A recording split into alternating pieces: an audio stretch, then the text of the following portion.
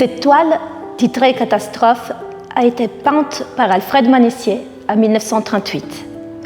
1938, c'est une année charnière dans l'évolution de la politique expansionniste de l'Allemagne en Europe, et beaucoup d'artistes et d'intellectuels voient dans ces événements l'anticipation de l'arrivée d'une guerre mondiale. Parmi eux se trouve Alfred Manessier, qui dans cette toile représente exactement cet état d'esprit.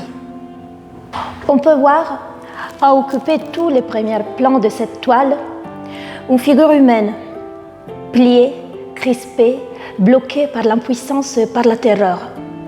Son visage abasourdi, presque inexpressif, avec les yeux cerclés en rouge, comme ceux de quelqu'un qu'il veille depuis longtemps.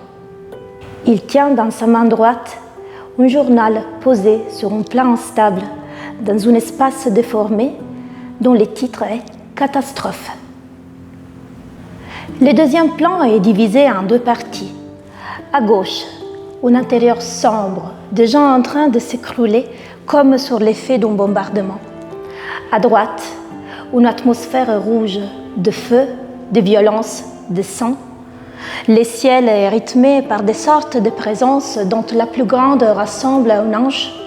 Ces présences chutent du ciel vers la terre comme des bombes. L'homme au premier plan semble ressentir tout ce qui est en train de se passer derrière ses épaules. Il n'a même plus besoin de lire les actualités, tout est déjà clair. La chute est imminente, est inéluctable.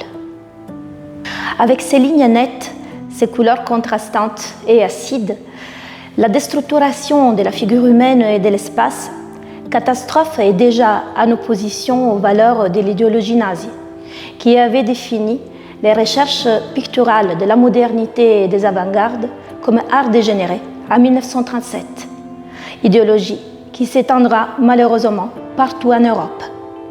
Ce style très reconnaissable de la première période de l'œuvre d'Alfred Manessier, inspiré du surréalisme et du cubisme, se retrouve dans toutes les autres toiles de cette salle.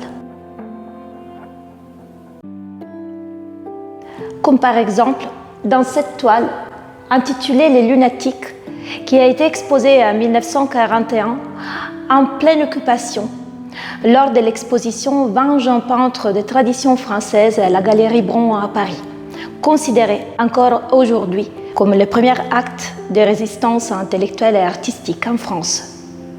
Lorsque Manessier peint cette toile, il n'a que 27 ans.